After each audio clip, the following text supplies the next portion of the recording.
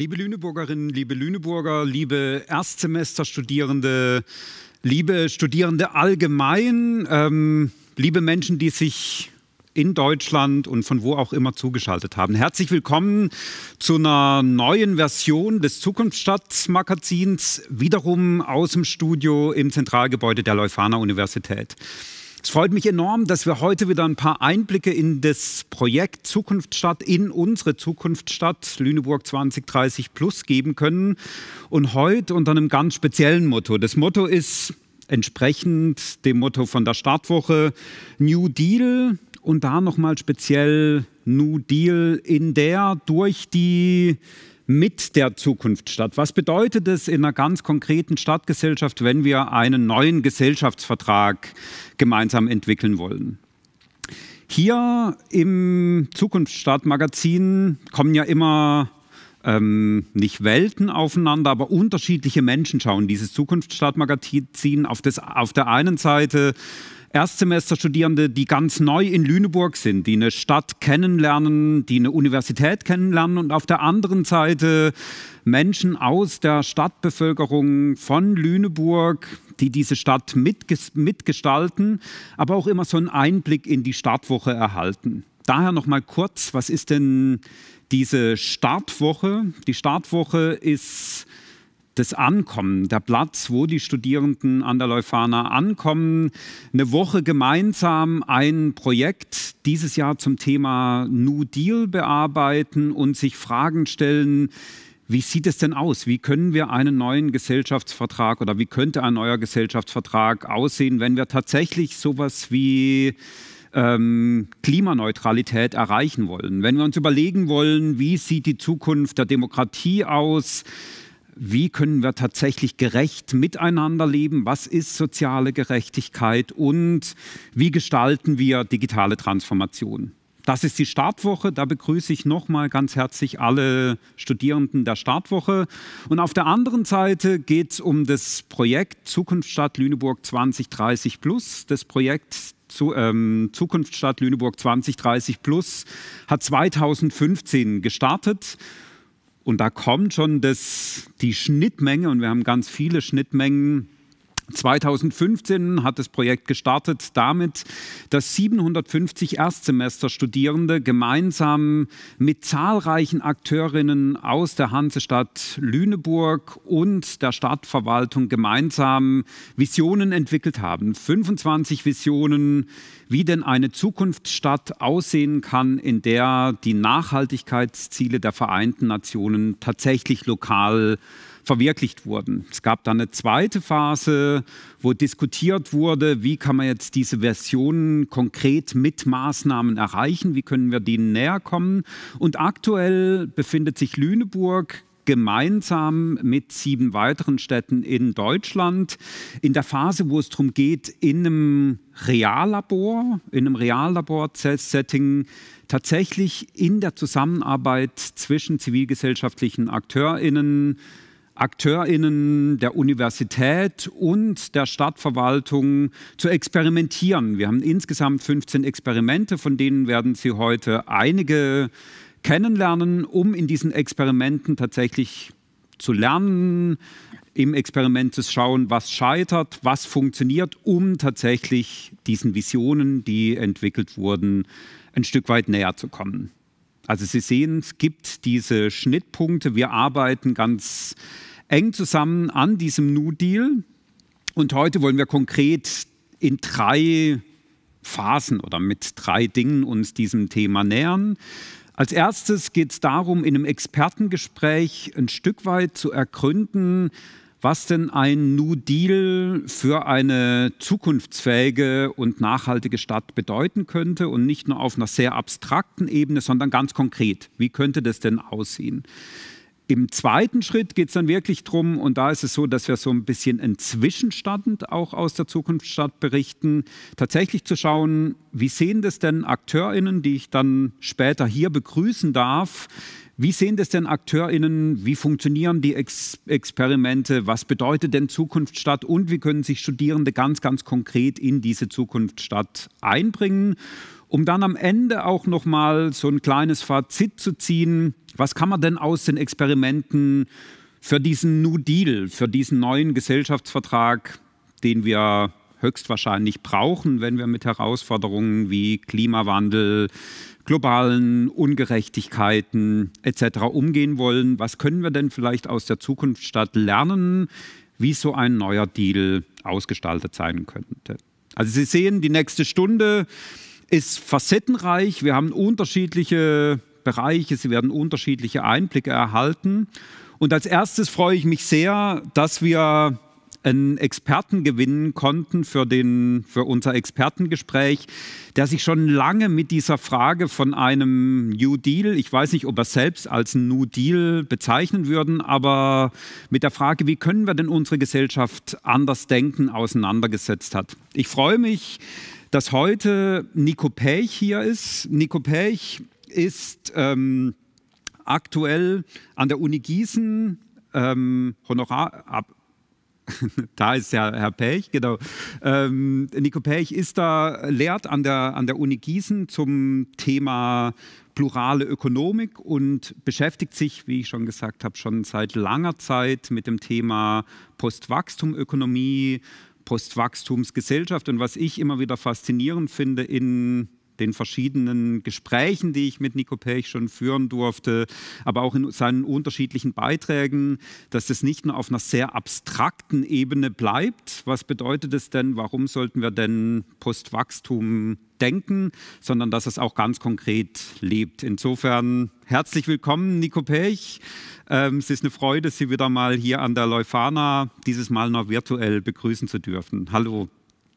Ja, hallo Herr Lang. Ich danke Ihnen ganz, ganz herzlich für die freundliche Einladung nach Lüneburg, wenn gleich nur virtuell. Genau, hoffentlich dann das nächste Mal wieder ganz konkret, ja. Physisch hier vor Ort. Herr Pech, ich habe schon erwähnt, eben, wenn man Ihre Vita vorstellt, dann kommen so Worte wie oder Konzepte wie Postwachstumsökonomie, plurale Ökonomik ins Spiel, was ja doch sehr abstrakt ist, genauso wie dieser New Deal sehr abstrakt ist. Vielleicht können Sie in 2, 3 Sätzen unseren Zuhörerinnen, Zuschauerinnen so eine Idee davon geben. Was ist es denn, wenn wir von einer pluralen Ökonomik sprechen oder von einer Postwachstumsökonomie? Was bedeutet es? Ja, der Masterstudiengang Plurale Ökonomik übrigens an der Uni Siegen, nicht Gießen. Ah, ja. Aber wissen Sie, alle verwechseln das. Selbst mir passiert das wirklich. Und vor allem die räumliche Nähe dieser beiden Städte macht das ja auch noch schwer. Und beide Städte haben eine Uni. Okay, also an der Uni Siegen ist jetzt der Masterstudiengang Plurale Ökonomik entstanden. Und der basiert darauf, die eigentlich zur Dogmatik erstarrte traditionelle Wirtschaftswissenschaft, ich sage das mal so prosaisch, aufzulockern. Das heißt also eine gewisse Pluralität nicht nur an Methoden und Strategien, sondern auch eine Pluralität an gesellschaftspolitischen und damit auch wirtschaftswissenschaftlichen Zielen zuzulassen. Und da ist natürlich die Nachhaltigkeit oder auch Aspekte der globalen Gerechtigkeit, die sind natürlich dann besonders im Fokus. Die Postwachstumsökonomik, eine auf den Grundlagen der Thermodynamik basierende Teildisziplin, wenn man so sagen will, nicht nur der Wirtschaftswissenschaften, sondern auch der pluralen Ökonomik, befasst sich eben mit Fragen der Gestaltung einer nachhaltigen Entwicklung jenseits wirtschaftlichen Wachstums. Und ich habe ja schon jetzt die Thermodynamik angesprochen und die ist nicht nur eine theoretische, sondern auch eine empirische und überdies eigentlich philosophische Grundlage, die zu der Erkenntnis verhilft, dass leider Technologie alleine uns nicht weiterhilft, wenn wir die ökologische Überlebensfähigkeit der menschlichen Zivilisation wiedererlangen wollen. Wir haben sie schließlich verloren.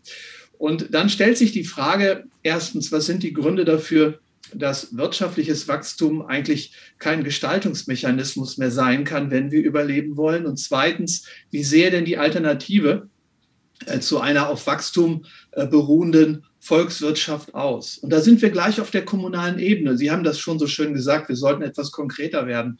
Also ich glaube wirklich, dass wenn wir wissen, dass wirtschaftliches Wachstum insbesondere Technologie uns nicht weiterhilft, was nicht im Umkehrschluss heißen darf, dass wir ohne Technologie klarkommen oder etwa keine Forschung mehr benötigten im Bereich auch der technologischen Innovationsforschung. Okay, aber dann sind wir schnell auf der Ebene der sozialen und kulturellen Innovation. Das heißt, wir müssen uns die Frage nach dem guten und verantwortbaren Leben stellen. Und das wiederum heißt, wir müssen unsere Daseinsform überdenken.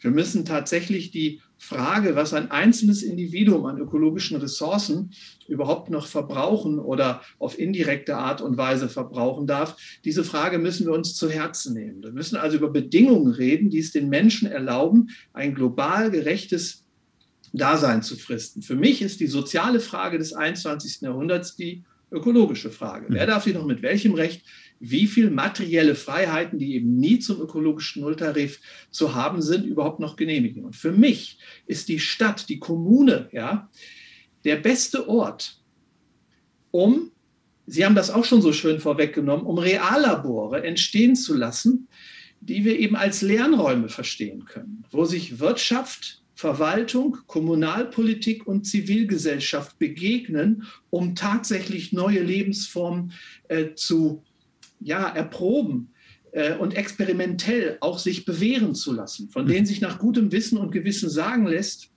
jetzt bin ich bei Immanuel Kant, dass wenn alle Menschen Beispiel nehmen würden an so einer Lebens- oder Daseinsform, dann geht die Rechnung, die ökologische Rechnung auf und dann ist auch globale Gerechtigkeit hergestellt.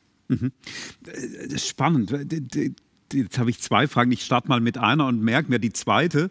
Wenn wir jetzt aber so ein bisschen schauen, eben, das hört sich für mich immer sinnvoll an und macht ist sehr, sehr in sich schlüssig. Warum haben wir dann immer noch diese Wachstumsidee? Wir haben jetzt auf europäischer Ebene den Green Deal, wo ich dann gedacht habe, das ist super, dass jetzt da neu gedacht wird und ich glaube, da sind ganz viele Komponenten auch dabei. Aber vor dem Green Deal steht dann auch, das ist die neue Wachstumsstrategie der Europäischen Union. Also warum halten so viele Menschen an dieser Wachstumsidee fest, wenn sie sich Gedanken machen, wie kann eine zukunftsfähige Gesellschaft aussehen? Also ich befasse mich eben im Rahmen der sogenannten Postwachstumsökonomik natürlich auch mit der Frage danach, was denn die Wachstumstreiber, um nicht zu sagen Wachstumszwänge sind. Und hier müssen wir verschiedene Ebenen unterscheiden. Es gibt nachfrageseitige Wachstumstreiber, es gibt angebotsseitige, aber es gibt eben auch Wachstumstreiber, die wir doch im psychologischen, im kulturellen, ja sogar im historischen finden. Zunächst müssen wir uns klar machen, der Aufbruch der menschlichen Zivilisation aus dem Mittelalter, also aus der selbstverschuldeten Unmündigkeit, aus der Schicksalsabhängigkeit. Dieser Aufbruch war nie etwas anderes als ein Wachstumsprozess. Mehr von allem, was dem Menschen dazu verhelfen kann, seine individuelle Freiheit zu maximieren. Und das ist der Grundstein eigentlich moderner Gesellschaften. Und den in Frage zu stellen, fällt nicht leicht, weil Menschen zwar lernen, aber nicht leicht lernen und schon gar nicht das gerne verlernen, was selbstverständlich übergegangen ist in einen Habitus, in Routine oder, wie der Kollege Welzer sagt, in mentale Infrastrukturen.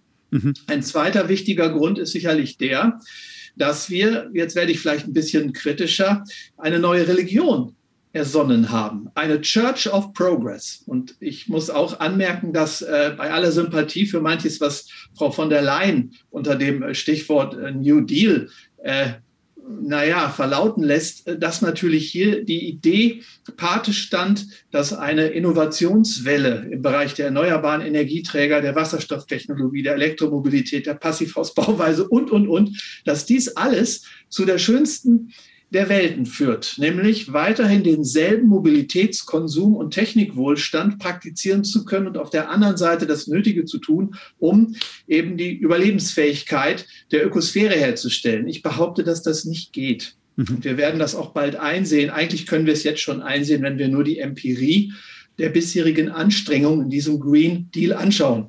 Es ist ein neuer Begriff, aber der Inhalt ist ja nicht neu. Wir experimentieren seit ungefähr 45 Jahren herum mit technischen Innovationen in der ökologischen Effizienz, in der Kreislaufwirtschaft und im Bereich der erneuerbaren oder regenerativen Energieträger. Wir haben leider nicht viel erreicht. Nochmal, Vorsicht, daraus folgt nicht im Umkehrschluss, dass eine wirklich global gerechte Postwachstumsökonomie ohne erneuerbare Energieträger, ohne Kreislaufwirtschaft oder etwa ohne ökologische Effizienz auskäme. Denn das sind die 3 Trumpfkarten, die wir im grünen Wachstum und im Green Deal eben haben. Aber der Technikglaube, der überall, auch, seien wir mal ehrlich, Herr Lang, in unserem wissenschaftlichen Teilsystem reproduziert wird, also die vielen Narrative darüber, was man mit Wasserstoff alles tun kann, ja, das ist ja fast schon eine Heilslehre. Das alles verhindert natürlich auch den Lerneffekt, nämlich Abstand zu nehmen vom Wachstum. Die Begründung lautet, nein, wir brauchen ja gar nicht vom Wachstum Abstand nehmen, weil ja die Entkopplung des wirtschaftlichen Wachstums durch technischen Fortschritt nur eine Frage der Zeit sein kann. Wenn wir dann einen Blick auf die sogenannten Rebound-Effekte und viele andere Entgleisungen dieser technischen Innovationsprozesse werfen, dann müssen wir sogar, ich sage das sehr ungern, konstatieren, dass manche dieser Green Deal basierten Anläufe sogar kontraproduktiv waren. Nicht nur nicht ökologische Schäden getilgt oder verhindert haben, sondern indirekt über Nebenwirkungen sogar sehr viel neue oder sogar noch mehr neue ökologische Schäden erst auf den Plan gerufen haben. Das müssen wir einfach als kritische Wissenschaftlerinnen und Wissenschaftler konstatieren, denn die Politik kann es nicht, sonst wird sie nicht gewählt. Die Wirtschaft kann es nicht, sonst werden ihre Produkte nicht gekauft. Und die Kirche kann es nicht, sonst laufen ihr die Schäfchen weg. Also bleiben nur wir. Wir müssen diese unbequeme Wahrheit erzählen. Aber wissen Sie, jede unbequeme Wahrheit hat auch ihr Schönes. Nochmal zurück zur Postwachstumsökonomik, die nämlich nicht nur ökologische und physische Grenzen auslotet und daraus Konsequenzen zieht, sondern die ja auch psychische Wachstumsgrenzen eruiert, die oft in Verbindung gesehen werden mit der sogenannten Science of Happiness. Zu Deutsch einfach Glücksforschung. Das klingt immer so lustig, als würde es um Spielautomaten gehen, die man ja vielleicht auch erforschen kann. Nein, nein. Gemeint ist der Zusammenhang zwischen menschlichem Wohlbefinden und den Erträgen des wirtschaftlichen Wachstums. Und da kommen wir zu einer ganz erstaunlichen Einsicht, nämlich, dass seit Jahrzehnten dieser Zusammenhang nicht mehr existiert. Mitten im Wohlstand, also mitten etwa in Europa oder auch in Nordamerika, auch in Australien, Neuseeland, Japan, nimmt die Lebenszufriedenheit ab. Leicht nur, aber immerhin merklich. Die psychische Instabilität nimmt zu. Es gibt eine Studie, der zufolge in Europa jeder 3. Mensch latent gefährdet ist, sein psychisches Gleichgewicht zu verlieren. Was folgt daraus? Daraus folgt, dass eine Entrümpelung, eine sozusagen Abkehr vom Wachstumsdogma kein Tal der Tränen ist, keine Askese ist, sondern dass es eine Befreiung sogar sein kann. Aber auch hier gilt, vorsichtig, nicht zu behaupten, Konsum sei schädlich und dumm. Kein Konsum ist keine Lösung. Nur für Konsum, für Mobilität, Techniknutzung und Digitalisierung gilt, was für jede gute Medizin gilt, nämlich dass die Dosis das Gift macht. Und da wir eine Überdosis davon haben, können wir sagen, dass eine Abkehr vom Wachstumsdogma eben nicht eine Abkehr von Lebensqualität ist, sondern sogar das Potenzial in sich birgt, die Lebensqualität der Mehrheit der Bevölkerung zu steigern. Sehr schön, da haben Sie mir eine Frage vorweggenommen. Das freut mich, weil das, was Sie sagen, ist ja auch, dass dieser Green Deal nicht notwendigerweise wehtun muss. Also das ist ja das, was die große Angst häufig ist. Also eben, wenn man Postwachstum ernst nimmt, das Verzicht, wir müssen Dinge, die uns lieb geworden sind, aufgeben, sondern dass da auch ganz viel Chance ist. Und vielleicht können Sie zum Abschluss von diesem ersten Block noch 1 oder 2 Beispiele erzählen, wie das von Bausteinen, wo Menschen auch ganz konkret schon mit so einer Postwachstums-Idee experimentieren und die ein Stück weit auch schon leben, dass man vielleicht auch nochmal so greifbar kriegt, wie das denn aussehen kann. Lassen Sie mich die globale Sphäre mit der kommunalen Sphäre verbinden. Die Einhaltung des 1,5 oder 2 Grad Klimaschutzziels, das wissen wir beide ja genau und Sie können das sogar, oder ich meine damit jetzt die Zuschauerinnen und Zuschauer sogar ablesen auf der Homepage des Umweltbundesamtes, ja, setzt voraus, dass wir bei etwa knapp 8 Milliarden Menschen pro Kopf nur noch 1 Tonne an CO2-Äquivalenten pro Jahr zulassen könnten. Wie muss ich leben, um auf diese globale Weise irgendwie meinen Alltag zu gestalten? Ich bin dabei, in Oldenburg und in Siegen ein kommunales Ressourcenzentrum mit aufzubauen. Was ist damit gemeint? Das ist eine brachgefallene Immobilie, die umgewidmet wird zu einer Plattform für Wirtschaftsformen, die vor Ort wirken und die Konsumentinnen und Konsumenten so einbeziehen, dass die Menschen lernen, mit so wenig Ressourcen, insbesondere CO2-Äquivalenten, auszukommen, dass wir dann am Ende sagen können, ja, das ist ein schönes Beispiel, das wir damit geliefert haben und das sich hochskalieren lässt. Wir haben also in Oldenburg eine Immobilie, wo wir Coworking-Space-Einrichtungen haben, wo also Unternehmungen, professionelle Reparateurinnen, Reparateure, Freiberuflerinnen, Freiberufler die Aufarbeitung von vernutzten Gütern durch Reparatur, Instandhaltung, Upcycling und so weiter vornehmen. Wir haben dort Verleihstationen, wir haben dort für Foodsharing und für die Solavi die sogenannten SharePoints, wir haben einen Lastenfahrradverleih, wir haben dort Lehrgänge, Kurse, Weiterbildungsmaßnahmen, wir haben dort Lernorte für die Schulklassen, um die unterschiedlichen Facetten, auch in der Ernährung beispielsweise, die unterschiedlichen Facetten einer Lebensform zu ergründen, die Spaß macht, die Zufriedenheit steigert und die eine ökologische Verantwortbarkeit in sich trägt nach dem Kriterium, das ich gerade eben genannt habe. Und das kostet kaum Geld. Wissen Sie, wir haben so viel brachgefallene Immobilien nach Corona und wir haben in den Innenstädten oft ein Problem der Verödung. Wenn wir dann zu der Wirtschaftsförderung gehen, das haben wir gemacht in Oldenburg, und denen vorschlagen, das eben auch als eine neue Wirtschaftsförderung anzusehen, die nämlich darauf beruht, dass Reparatur- und Verleihdienstleistungen eben nicht abwandern ins Internet. Das ist ja das Verödungsproblem, sondern stationär bleiben. Dann haben wir damit letzten Endes tatsächlich auch etwas für die, ich würde mal sagen, die Aufenthaltsqualität der Stadt, die Zukunft des Einzelhandels und des Handwerks und der sonstigen Wirtschaft getan. Und wir haben solche Inkubationszentren, solche Lernorte erschaffen. Also wenn Sie mir die 100-Euro-Frage stellen, was ich Lüneburg empfehlen würde, würde ich Ihnen sagen, nehmen Sie teil an der inzwischen europaweit aktiven Bewegung der kommunalen Ressourcenzentren. In Siegen entsteht etwas Ähnliches. In Köln gibt es schon 2, in München gibt es 1. In Amsterdam, in Löwen, in Wien, in Zürich. Das ist eine ganz spannende Entwicklung. Ich bin sicher, das werden Sie bald in Lüneburg auch haben. Sehr schön. Ganz großen Dank für diesen ersten Gesprächsblock. Wie immer super inspirierend. Sie würden im Hintergrund mithören und wir dürfen Sie am Schluss noch mal zuschalten, Herr Pech, wenn Sie gehört haben, was wir ein bisschen erzählen. Das freut mich total.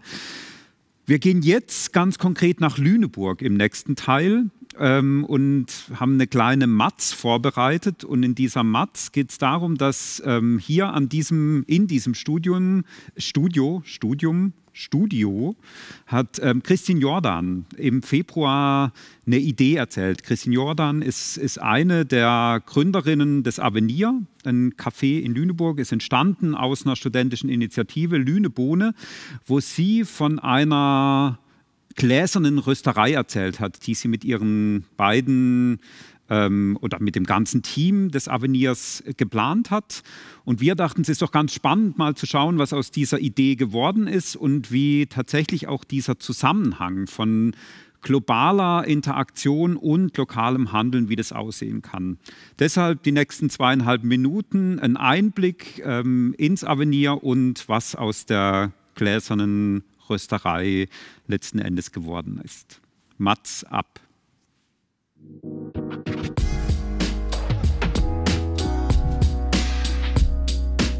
Findet euch hier vorm Avenir. Wir sind gestartet als Café, bei dem es um fair gehandelten Kaffee geht und Kaffee mit hoher Qualität. Wir möchten gerne über die Qualität Leute dafür begeistern, sich damit auseinanderzusetzen, wo das Produkt eigentlich herkommt, unter welchen Bedingungen es produziert worden ist.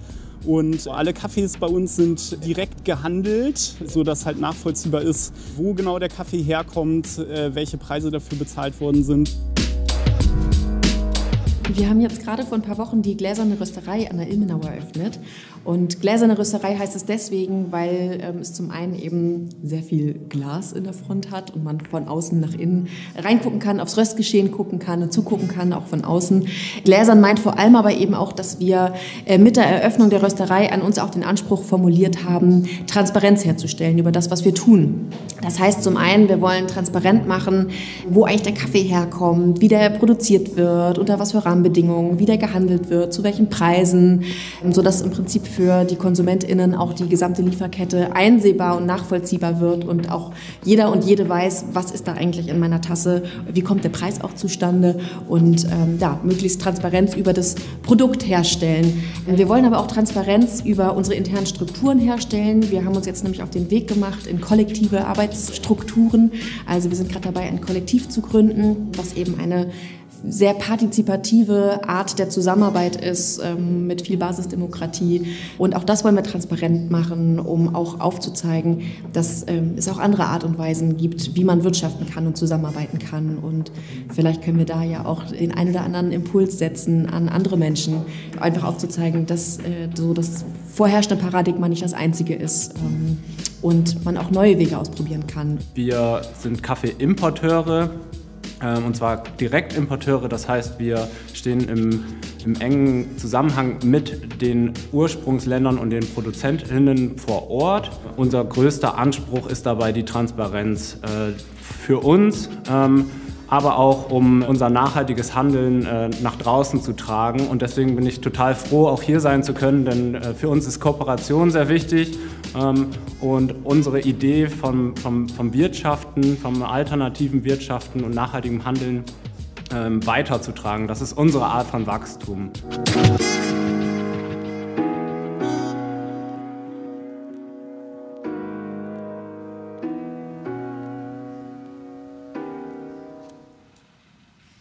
Schön. Also Ideen, die hier gesponnen werden in Zukunft, die nicht nur hier gesponnen werden, aber die zumindest präsentiert werden, hier im Zukunftsmagazin tatsächlich zu sehen, Zukunftsstadtmagazin tatsächlich zu sehen, dass sie auch Wirklichkeit werden.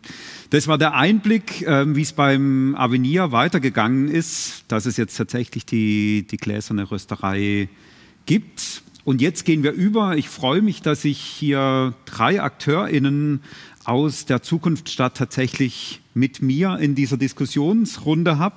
Das ist zum einen Corinna Krome, die ist die Gründerin des Mosaik, Haus der Kulturen ist. Da werden wir sicherlich drüber sprechen, was ist das Mosaik. Du hast es auch schon mal in einem von den ersten Zukunftsstadtmagazinen aus dem Mosaik berichtet. Ich bin gespannt, da noch mehr davon zu hören. Corinna ist aber auch schon ganz lange Mitglied der Steuerungsgruppe des Projekts Zukunftsstadt 2030 Plus. Das heißt, diese Idee von wir gestalten dieses Projekt gemeinsam, ist Corinna ein perfektes Beispiel. Sie ist Teil und gestaltet dieses Projekt von Anfang an aus der Zivilgesellschaft mit. Herzlich willkommen, Corinna.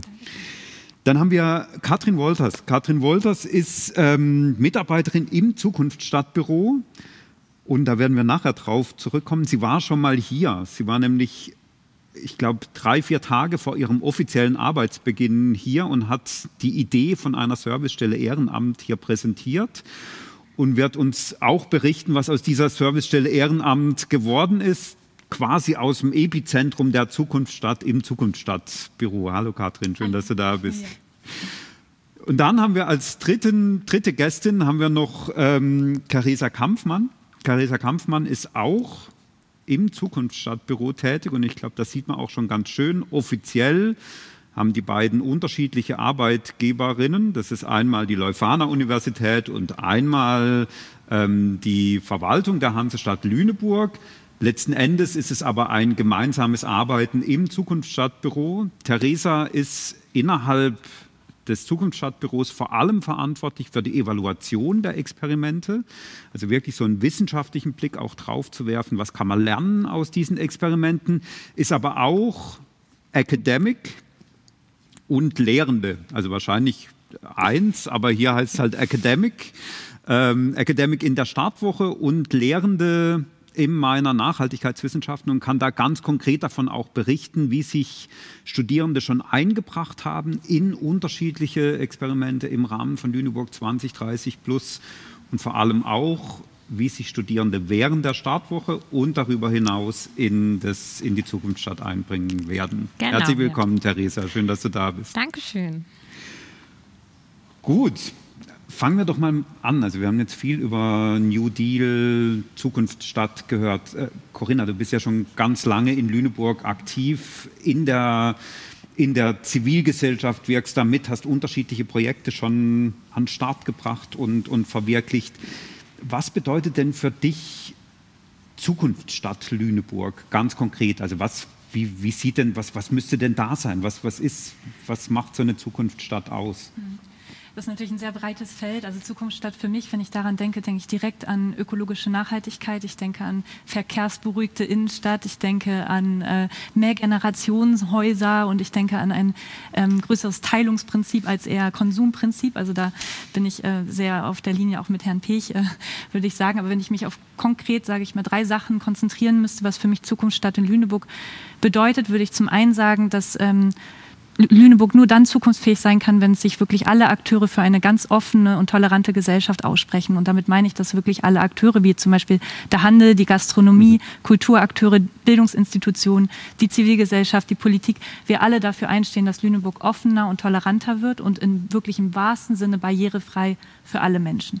Das wäre so das eine, was mir wirklich am Herzen liegen würde. Das zweite wäre, und da bin ich auch wieder mit dem davor Tragenden sehr überein, dass ich mir wünschen würde, dass wir in Zukunft nicht nur gewinnorientierte oder renditorientierte Immobilien haben in der Innenstadt, sondern dass wir da auch gemeinsam brachliegende Immobilien, aber auch darüber hinaus vielleicht Shops oder irgendwas, was leer steht, auch für einen Mehrwert für die Gesellschaft einsetzen. Also dass wir da nicht nur diese Gewinnorientierung im Sinn haben, sondern auch immer diesen Mehrwert an der Gesellschaft mitdenken und auch genau in dem Zuge auch Innovation von sozialen und nachhaltigen Unternehmen fördern, die eben nicht nur gewinnorientiert arbeiten. Das wäre so der zweite Punkt. Und der dritte wäre auf jeden Fall, dass es eine zukunftsgerichtete Stadt wäre, wenn wir Beteiligungsprozesse mehr fördern könnten. Und ich muss von mir sagen, ich kann manchmal das Wort Partizipation oder Beteiligung schon gar nicht mehr hören, weil man davon immer redet und keiner genau definiert, was es heißt. Für mich bedeutet es eigentlich nur, dass man versucht, den BürgerInnen die Möglichkeit zu geben, sich wirklich mit einer Stadt zu identifizieren und dann auch wirklich Lust zu haben, diese Stadt gemeinsam zu gestalten. Da denke ich an Ideen wie ein transparentes Rathaus, an eine offene Sprechstunde, aber ich denke auch einfach an Transparenz und insofern, dass man sagt, hier ist Beteiligung gewünscht und hier ist sie nicht gewünscht und das ist auch in Ordnung, weil wir gewählte VolksvertreterInnen haben, die das für uns tun. Aber dass da eine wirkliche Beteiligung der BürgerInnen, die darauf Lust haben, stattfindet. Ja. Das ist ja schon mal, also eben eine lebenswerte Stadt. Also das war mir auch vorher im Gespräch mit Herrn Pech, fand ich das schön, dass er das auch nochmal sehr deutlich gemacht hat, dass das jetzt nicht Einschränkung bedeutet, sondern wirklich ein anderes Zusammen und vielleicht ein viel stärkeres Zusammen nochmal ermöglicht. Auf jeden Fall, ja. Schön. Und da spielt ja auch das Thema Beteiligung, sich einbringen, kommt man ja relativ schnell auf Ehrenamt auch. Und ich glaube, das ist auch so eine Grundidee von der Servicestelle Ehrenamt. Jetzt wird mich persönlich natürlich ganz stark interessieren, wo steht die Servicestelle im Moment? Für diejenigen, die dich noch nicht gesehen haben im Februar, vielleicht kannst du in 2 Sätzen auch noch mal kurz sagen, was ist die Idee von der Servicestelle Ehrenamt und dann eben, was hat sich da entwickelt in den letzten Monaten? Ja, ich kann ja einmal ganz kurz ausholen. Ich habe ja schon in der ersten und zweiten Projektphase ein bisschen das Projekt mitbegleitet, auch damals noch als Akteurin aus der Zivilgesellschaft im Rahmen der Leitung der Freiwilligenagentur des Paritätischen Wohlfahrtsverbandes und habe in der Flüchtlingskrise damals unter anderem auch ganz stark die Kraft und Energie der Zivilgesellschaft gespürt, dass Menschen, wenn sozusagen Bedarfe da sind, wenn Krisen wirken, wenn Dinge zu tun sind, kommen die Menschen. Die sind bereit, sich zu beteiligen, wenn sie, wie Corinna auch schon gerade sagte, die Rahmenbedingungen kennen. Wenn sie wissen, auf was lasse ich mich ein, was wird gebraucht, kann ich das überhaupt? Da spielt auch ganz viel Empowerment der Menschen eine Rolle, sozusagen, sich selbst zu wertschätzen und zu wissen, ich bin gewünscht und ich kann mich einbringen. Und der erste Anritt dann, ich habe mich natürlich sehr gefreut, dann auch diese Experimentstelle zu übernehmen und auch wirklich umzusetzen, die Ärmel hochzukrempeln und loszulegen. Und der erste Anritt war natürlich, wir haben eine zunehmende Bürokratisierung gerade in dem Bereich. Wir haben Strukturwandel im Ehrenamt ganz stark, der auch in Lüneburg wirkt. Und viele junge Initiativen brauchen Unterstützung, Orientierung, rechtliche Beratung. Das war so der erste Einstieg, auch mit dem Trailer, mit dem Video beim letzten Mal, als ich sozusagen hier angefangen bin. Nun sind 6, 7 Monate vergangen und wir haben das Feld in Lüneburg, das Engagement- und Ehrenamtsfeld ein Stück weit analysiert, so ein bisschen das Feld uns angeguckt mit formellen und informellen Kriterien und Methoden. Wir haben einen runden Tisch zum Ehrenamt gegründet, wir haben direkt angefangen mit Sprechstunden für die BürgerInnen, für die jungen Initiativen, für die alten Initiativen, in Anführungszeichen, die Vereine, die Verbände, was vielleicht gar nicht am Anfang im Experiment so per se gedacht war. Aber es ist letztendlich auch in den informellen Gesprächen mit den Akteuren vor Ort rausgekommen, dass einfach überall die Bedarfe in dem Bereich sind. Und dass es wie so eine Art Engagement-Kreislauf auch in Lüneburg gibt und auch die Akteure an der Schnittstelle der Stadtverwaltung Beratung und Unterstützung brauchen, denn wir haben in Deutschland kein Ehrenamtsgesetz. Wir haben keine rechtlichen Rahmenbedingungen, die uns da helfen. Es ist ein Stück weit immer in so einer Grauzone, bewegt es sich, abgesehen von den am Verwaltungsverfahrensgesetz angehängten ehrenamtlichen Tätigkeiten. Das sind so die Schöffen, die Richter und so, die am Strafrecht hängen. Alles andere, was sich in der Zivilgesellschaft ehrenamtlich und engagiert abspielt, ist in einer gewissen Grauzone, die definiert werden muss. Die Begriffe Ehrenamt, bürgerschaftliches Engagement, freiwillige Tätigkeit wird sehr inflationär und auch unterschiedlich benutzt, will ich mal sagen. Das macht jeder so ein bisschen aus eigenem Schwung heraus. Und somit braucht es da schon sehr viel Beratung, Orientierung, Unterstützung und ganz wichtig Strukturen für Lüneburg. Und in diesen ersten Monaten ist ganz klar geworden, wir brauchen eine klare Strategie, eine Engagementstrategie für die Stadt, die alle beteiligt, die Bürger mit ins Boot holt, die Beteiligung ermöglicht und Gestaltung. Das sind so die beiden großen Säulen sozusagen, auf denen wir in Zukunft weiterdenken müssen. Das ist im Moment bisher sozusagen das Ergebnis des Experiments. Und also jetzt haben wir auf der einen Seite Corona, was, glaube ich, Ehrenamt nicht einfacher gemacht hat höchstwahrscheinlich. Du hast ja aber auch erwähnt, dass solche Krisen tatsächlich auch nochmal Kräfte wecken, die da sind. Wie erlebst du das im Moment? Und wie denkst du, kann man das auch nutzen, in einem nächsten Schritt vielleicht so einen neuen Gesellschaftsvertrag tatsächlich zu verwirklichen? Ja, also wir leben ja in einer Zeit der Krisenkumulierung. So. Die Krisen, die auf die BürgerInnen in den Sozialräumen, in den Lebensfeldern wirken, sind ja wirklich große Brocken, die sozusagen auf die Bürger einwirken. Wir haben den demografischen Wandel, wir haben die sozialen Ungleichheiten, wir haben natürlich die Klimathematik, wir haben Teilhabeprobleme, wir haben die negativen Folgen der Digitalisierung, dass man sich nicht analog auch eine Minecraft-Welt bauen kann, wie man es gerne möchte.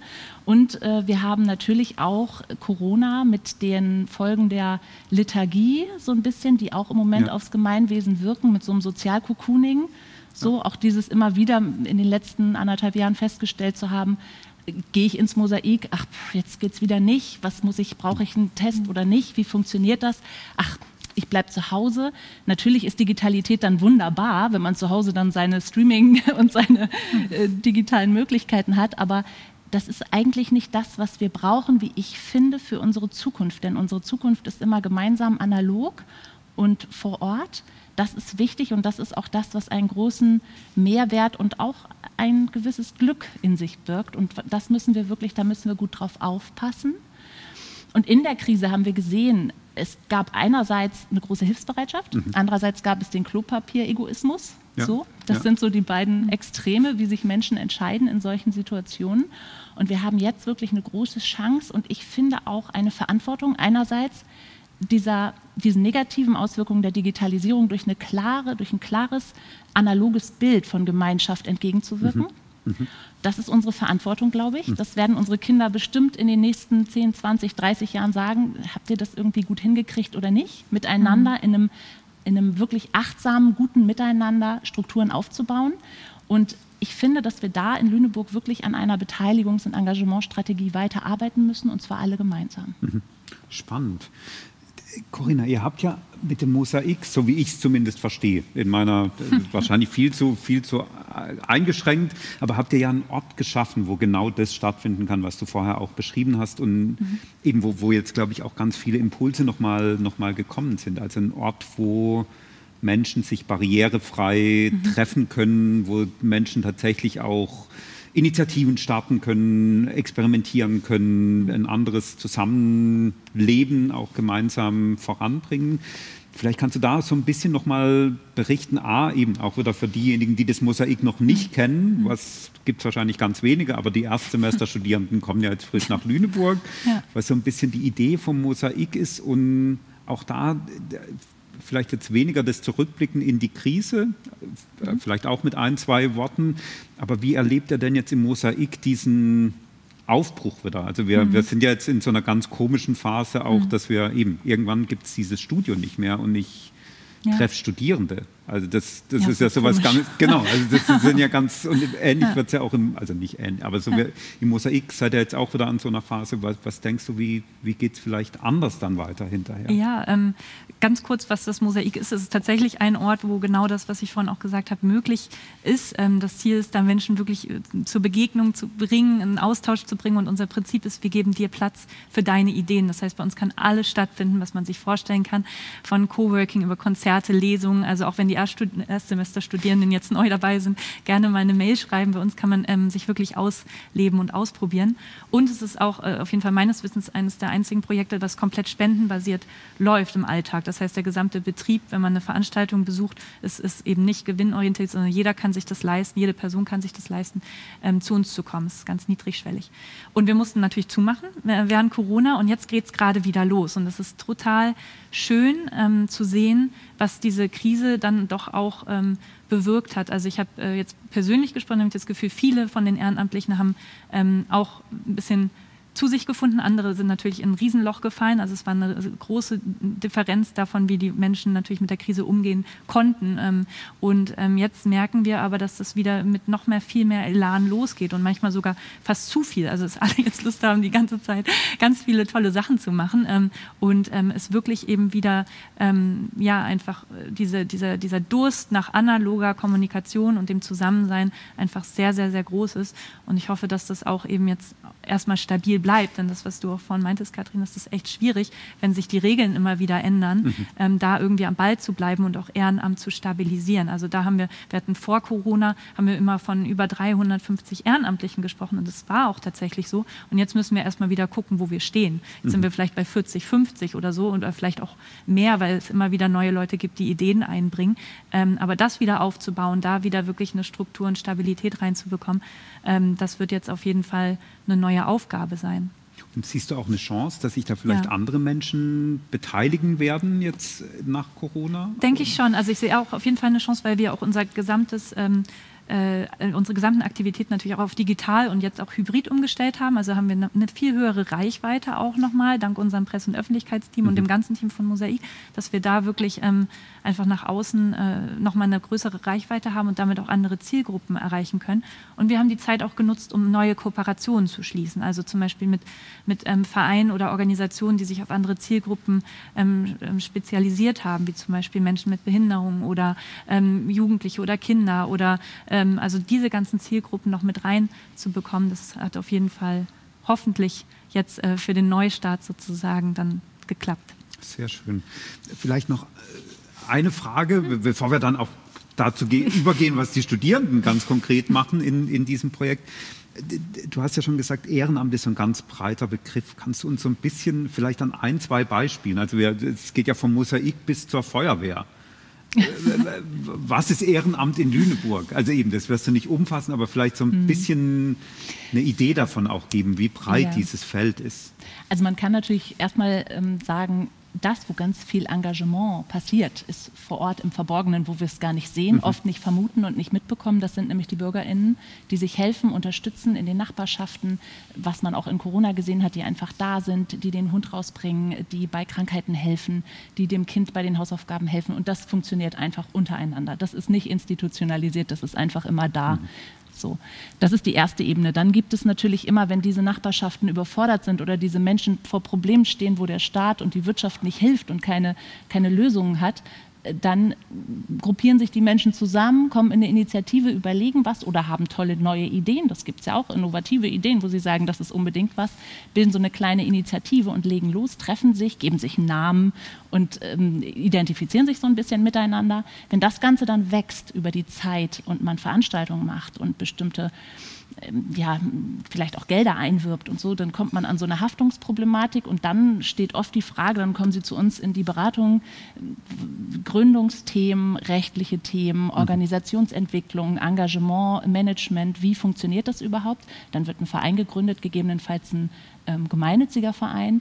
Da haben wir natürlich ganz, ganz viele, also an Initiativen zum Beispiel. Ein Beispiel, was jetzt gerade neu ist, ist unser Nachhaltigkeitsrat in Lüneburg. Das ist eine Initiative, die nennt sich Lighthouse und die wollen jetzt ein Fahrrad sozusagen branden und damit loslegen, auch mit jungen Studierenden. Vielleicht haben wir da auch Schnittstellen, um sozusagen an Senioren in Lüneburg ranzufahren und das Wissen der älteren Generation, der Hochbetagten auch, die Kriegsgeneration auch gewesen ist und die auch nochmal einen ganz anderen Ansatz an Nachhaltigkeit, Umgang, Wertschätzung mit Gegenständen haben, da einfach diese guten Dinge, diese Werte zu sammeln, in dieses Fahrrad zu packen, mitzunehmen, auszuwerten und zu erhalten, dass das nicht verloren geht, weil viele Senioren sind einfach nicht digital und können es nicht weitergeben, sind vielleicht vereinsamt, haben keine Möglichkeiten mehr. Das ist so ein kleines Beispiel für so eine schöne Initiative, wo wir auch immer wieder Mitstreiter suchen, also immer gerne kommen.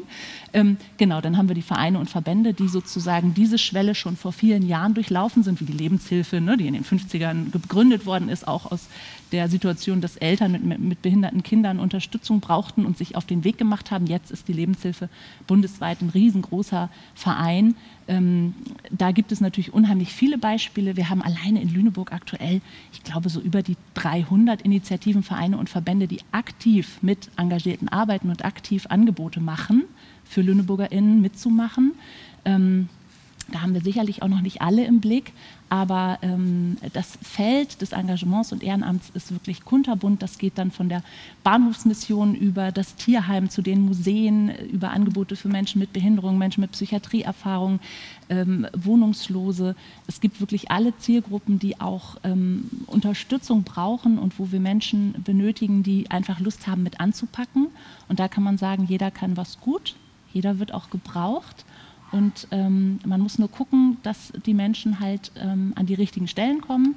Und da versuchen wir halt ein bisschen gerade mit dem Experiment eine Lanze zu brechen. Sehr schön. Großen Dank. Ich habe schon versprochen, dass wir jetzt so ein bisschen die Perspektive auch wechseln. Oder nicht die Perspektive, aber wirklich auch schauen, wie können sich denn Studierende ganz konkret oder wie haben sie sich schon eingebracht und wie können sie sich auch in Zukunft in die Zukunftsstadt einbringen? Und da vielleicht als erstes, weil es das Greifbarste und das Direkteste ist, was für eine Projektgruppe begleitest du? Was macht die Projektgruppe während der Startwoche, Theresa? Während der Startwoche begleite ich 3 Studiegruppen und wir beschäftigen uns mit dem großen Thema öffentlichen Raum in der Stadt. Also wie können wir Plätze so nutzen, dass sie inklusiv sind, dass sie offen für alle sind, dass man die nicht nutzen muss und dabei was konsumieren muss, sondern dass sie eben für alle zugänglich sind und dass es für alle schön ist, sich dort aufzuhalten. Und das passt sehr gut mit einem Experiment zusammen. Wir haben ja 15 Experimente in Lüneburg, die Zukunftsstadt. Das heißt Lieblingsplätze, wo so ein bisschen die Idee war, da war Corinna ja auch ganz stark beteiligt, dass eben Plätze ausgewählt werden und dass die umgestaltet werden für eine bestimmte Zeit, wo man einfach sieht, okay, Plätze können verändert werden, Plätze können anders genutzt werden. Das ist nicht nur ein Platz, wo Autos abgestellt werden, sondern es ist ein Platz, wo Leben möglich ist, wo Leute zusammenkommen können. Das hat ja auch das große Klimacamp gezeigt, dass sowas schon möglich ist und dass da auch gute Ideen da sind. Und das ist auch was ich bei dem Treffen heute schon gesehen habe mit den Studis. Ach, sehr schön. Und Lieblingsplätze geht dann auch weiter, oder? Also das wird auch im Leuphana-Semester weitergeführt? Genau, ja. Lina Bürgener bietet ein Seminar an im Verantwortungsmodul, wo eben Erstsemester-Studierende teilnehmen können, wo wir so die Grundsteine legen wollen, wie wir das Experiment umsetzen. Das heißt, dass zum Beispiel da ein Workshop geplant wird, wo Leute aus Zivilgesellschaft zusammenkommen können, aus Stadtverwaltung, von der Uni, wo man eben gemeinsam aushandeln kann, okay, welche Plätze kommen dafür überhaupt in Frage und wie wollen wir vorgehen, wenn wir wirklich so einen Wettbewerb der großen Ideen für bestimmte Plätze machen. Ja, spannend. Also da freue ich mich schon drauf, auf diesen großen Wettbewerb.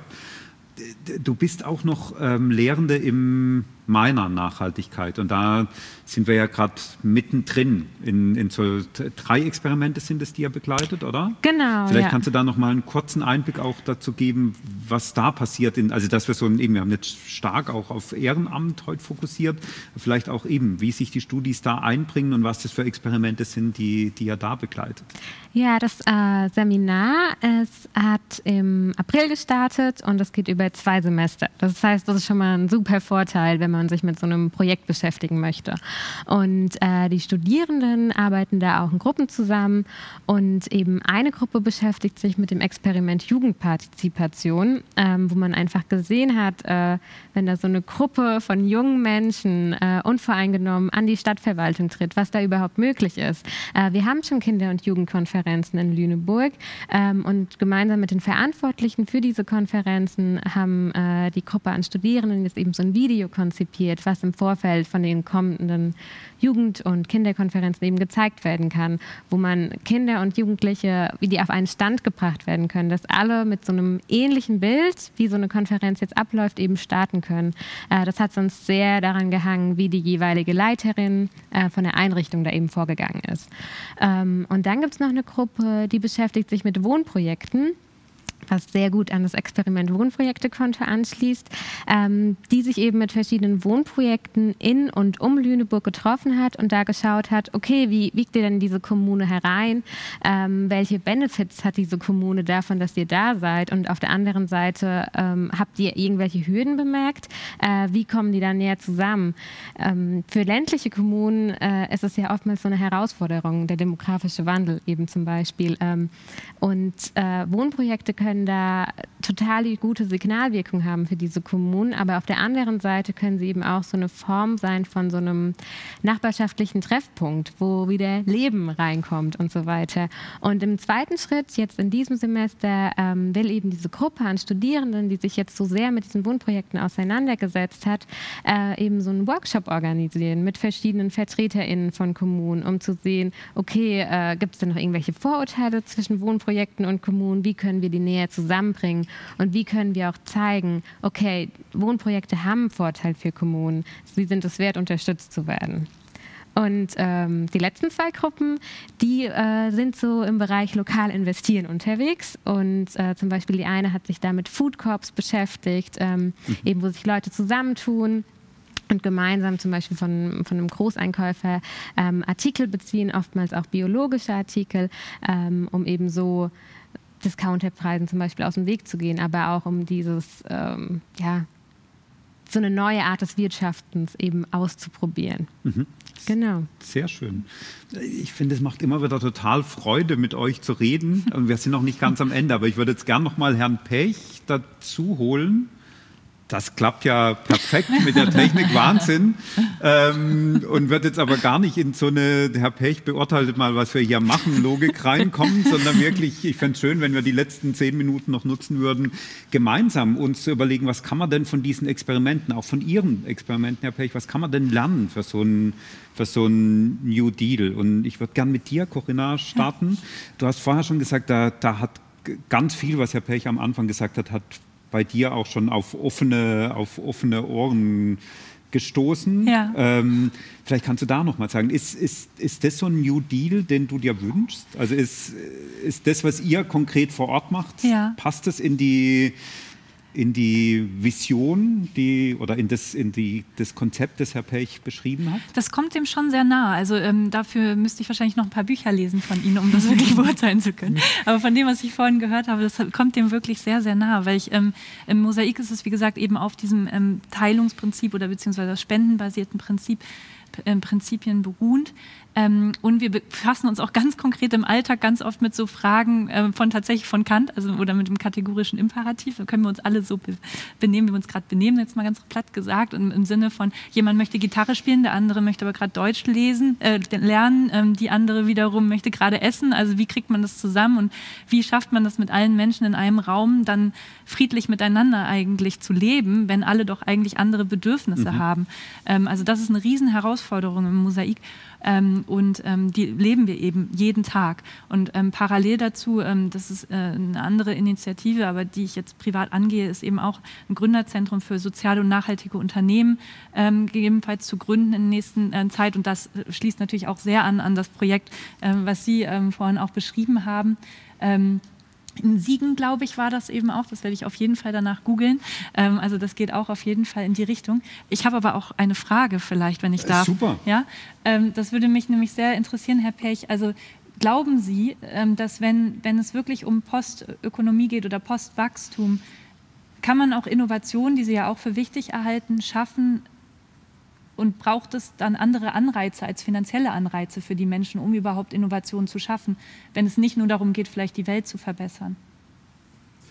Zunächst noch ganz kurz, das Projekt, das ich geschildert habe, befindet sich in Oldenburg in der Ofener Straße 50b. Alles klar. In Siegen ist aber ein Parallelprojekt, das heißt dann Resis Mitwelt, das heißt resilientes Siegen und dessen Mitwelt. Und das hat noch keine feste Behausung, aber da ist ein unglaublich tolles Netzwerk entstanden, mit sehr viel wichtigen kommunalen Entscheidungsträgerinnen und Trägern, sodass ich guter Dinge bin, dass dort auch ein kommunales Ressourcenzentrum entsteht. Aber was jetzt schon entstanden ist, ist auch ein gigantisches Netzwerk verschiedener Initiativen und zivilgesellschaftlicher Aufbrüche vor Ort, die sich allesamt stark machen, eben für ein resilientes, nachhaltiges, vor allem aber auch klimafreundliches Siegen. Jetzt zu Ihrer Frage. Da gibt es viele Missverständnisse. Entschuldigung. Zunächst die Idee der Anreizsysteme ist eine Idee des grünen Wachstums. Man kann ja nicht Menschen finanziell dazu anreizen, weniger zu kaufen. Das wäre genauso, wie wenn ich einem Heroinabhängigen als Preis dafür, dass er sich sozusagen das Heroin abgewöhnt, eine Sonderration Heroin in Aussicht stelle. Verstehen Sie? Ja. Also da müssen wir uns klar machen, dass es da zwei Welten der Nachhaltigkeit gibt. Und das hat mich auch so ein bisschen gerade beschlichen, so als Eindruck in Ihrem schönen Gespräch. Also was ist nachhaltige Entwicklung? Eine Kunst des zusätzlichen Bewirkens oder des ersatzlosen Unterlassens? Ich tendiere natürlich, wie Sie ahnen, zum Letzteren. Und da ist das mit den Anreizen gar nicht so leicht hinzubekommen. Und mit den Innovationen. Ich habe mich über Jahrzehnte hinweg mit Technikfolgen- und Innovationsfolgenabschätzung befasst und muss Ihnen leider mitteilen, dass keine Gegenwartskrise, die wir derzeit erleben, etwas anderes ist als Spätfolge vorangegangener Modernisierungs- und Innovationsrisiken. Sie können nicht innovativ sein und keine Risiken eingehen. Wir haben viel zu viel schlechte Innovationen gehabt und wir müssen allmählich mal kurz Luft holen, eine Atempause also einlegen und mal fragen, von welchen Innovationen wir uns eigentlich eher trennen.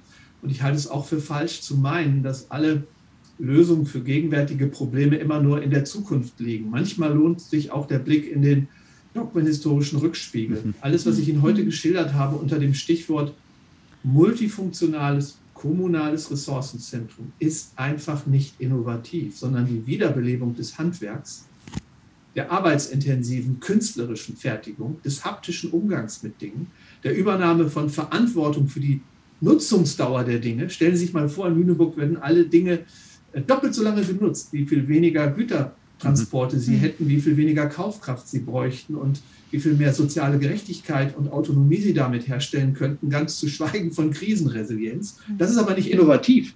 Das ist die Wiederentdeckung des Verschüttgegangenen. Ich habe eine Zeit lang in den Nullerjahren viel publiziert über Modi des gesellschaftlichen Wandels und die Innovation. Eine materialisierte Antwort auf die Frage, wie das Neue in die Welt kommt, ist ja nur eine Lösung. Die Exnovation, nämlich die Entrümpelung der Gesellschaft, die Befreiung der Gesellschaft von den Dingen, die ehemals innovativ waren, aber inzwischen zum Problem gediehen sind, ist auch wichtig. Die Renovation, die Reparatur, nicht neu bauen, sondern reparieren, veredeln, instand halten und die Imitation. Imitation heißt auch, etwas zu übernehmen, was schon da ist und was hochskaliert werden muss. Trotzdem, die Innovation bleibt im Spiel. Danke. Spannend, Herr Pech. Ich bleibe noch mal kurz bei Ihnen und dann vielleicht eine kurze Reaktion auch von dir, Katrin. Wir haben jetzt viel zu Ehrenamt auch gehört. Was spielt denn in so einer, welche Rolle wird in einer Postwachstumsgesellschaft Ehrenamt spielen? Oder brauchen wir dann gar nicht mehr sowas wie Ehrenamt, weil wir uns alle einbringen? Achso, das war an mich gerichtet, ja. Das ist an Sie gerichtet erstmal. Ja. Wissen Sie, Ehrenamt ist eine feine Sache. Wir haben ja hier in Oldenburg auch so eine Freiwilligenagentur. Ich hatte sogar das große Glück, die Einführungsveranstaltung damals zu moderieren. Wissen Sie, eine Wirtschaft ohne Wachstum ist undenkbar ohne Verkürzung und gerechte Umverteilung der Arbeitszeit, die dann noch verbleibt, wenn das Bruttoinlandsprodukt, das heißt die mit Geld bewertete industrielle Wertschöpfung, gesenkt wird. Und die frei gewordene Zeit könnte ein Schatz sein, um ehrenamtlich entkommerzialisiert im sozialen Raum tätig zu sein. Aber diese Zeit muss vor allem genutzt werden, um Subsistenzfähigkeiten zu reaktivieren, um nicht mehr abhängig zu sein vom Geldausgeben, vom Supermarkt, von Amazon oder vom Einzelhandel, sondern um tatsächlich kollaborativ in Reallaboren, in Netzwerken gemeinsam über die Nutzungsdauerverlängerung, über die gemeinschaftliche Nutzung und die eigene Produktion unabhängig von Geld, Industrie und Technik zu werden. Und zwar als ein Teil unseres Lebens. Der andere Teil bleibt das, was er jetzt ist.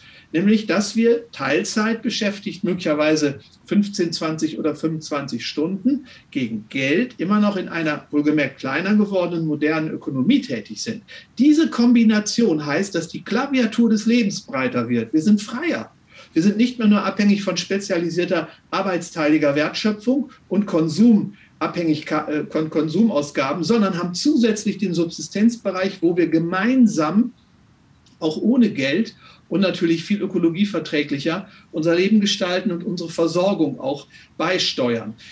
Den zweiten Teil als ehrenamtlich zu bezeichnen, steht jedem und jeder frei. Aber ich würde es einfach als Selbstversorgung bezeichnen. Die kann nur gemeinwesenorientiert sein, weil auch in der Subsistenz die Arbeitsteilung wichtig ist. Ein Gemeinschaftsgarten, ein Reparaturcafé oder eben ein Ressourcenzentrum, ein SharePoint, eine Food Coop, Lastenfahrradverleih, das kann ich nicht alleine. Da brauche ich Freundinnen und Freunde, da brauche ich Mitmacherinnen und Mitmacher, aller Altersgruppen, auch aus allen kulturellen Zusammenhängen. Und da wird die Arbeit wieder zu einem Ort der, ich sage mal, sozialen Kongruenz. Das finde ich total spannend. Wenn ein Ökonom sagt, hier geht es um soziale Kongruenz, werden die Kollegen meistens irgendwie ein bisschen hellhörig und meinen, verpasst er da irgendwie seine Disziplin. Aber ich glaube, die Dinge gehören zusammen.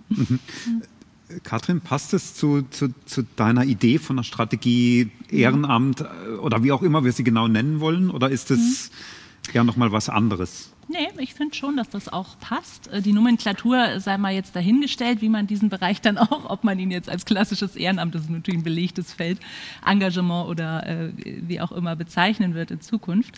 Aber ich finde auch, dass so diese ganzen Kompensationsprozesse, die durch Konsum ja also letztendlich entstehen, weil man kein qualitativ hochwertiges Miteinander pflegt und kein wirklich echtes Interesse am Gegenüber vielleicht manchmal hat und in so Oberflächlichkeiten sich begibt, die natürlich nicht glücklich machen und den Menschen nicht füllen und diese Lücke dann durch Konsum gegebenenfalls ausgefüllt wird. Das ist jetzt so meine Theorie in vielen Fällen. Das heißt, wenn wir dahin kommen, mehr Zeit zu haben aufgrund reduzierter Arbeitszeiten, wirklich mehr ein gutes Miteinander zu finden und einen Weg dahin zu finden und Vorbilder zu haben und wirklich die Werte von Wertschätzung, Transparenz, Partizipation zu leben, echt zu leben, glaube ich, hat das einen so großen oder kann das einen so großen Mehrwert haben für die Gesellschaft, der dann dazu führt, dass wir einfach ein bisschen langsamer leben können, was dazu führt, dass wir einfach nicht mehr auf diese ganzen Dinge angewiesen sind, die uns und der Erde nicht gut tun, um das jetzt mal ganz platt zu formulieren an der Stelle. Sehr schön. Ja.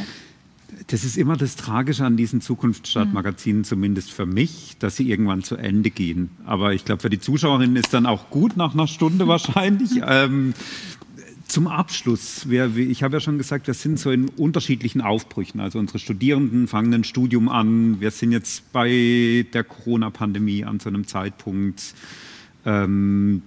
wo wir hoffentlich wieder in eine andere Normalität kommen. Wir kriegen bald eine neue Oberbürgermeisterin in Lüneburg. Dann wird gerade koalitionsverhandelt wie verrückt auf Bundesebene.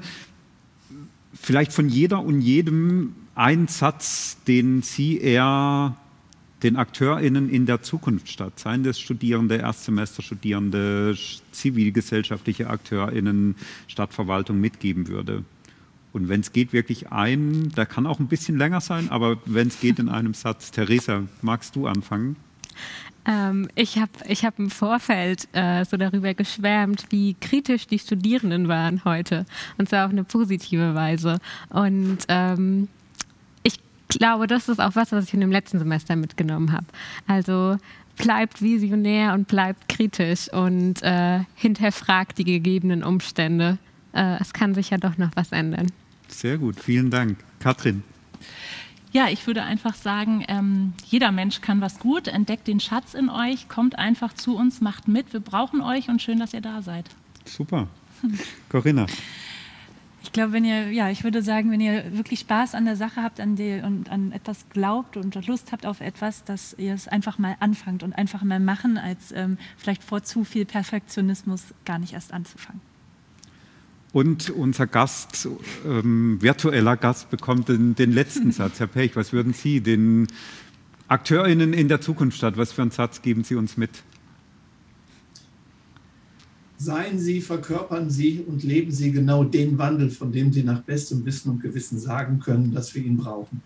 Wunderbar. Ganz herzlichen Dank. Das ist ein tolles, es ist nicht ein tolles Schlusswort, es waren wunderbare 4 Schlusssätze.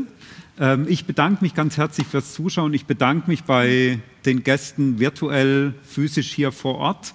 Und ich freue mich drauf, dass wir das Zukunftsmagazin spätestens bei der Konferenzwoche in einem ähnlichen Setting sicherlich wieder erleben dürfen. Und vor allem freue ich mich drauf, in dieser Zukunftsstadt gemeinsam mit so tollen Menschen weiterarbeiten zu dürfen. Ganz herzlichen Dank.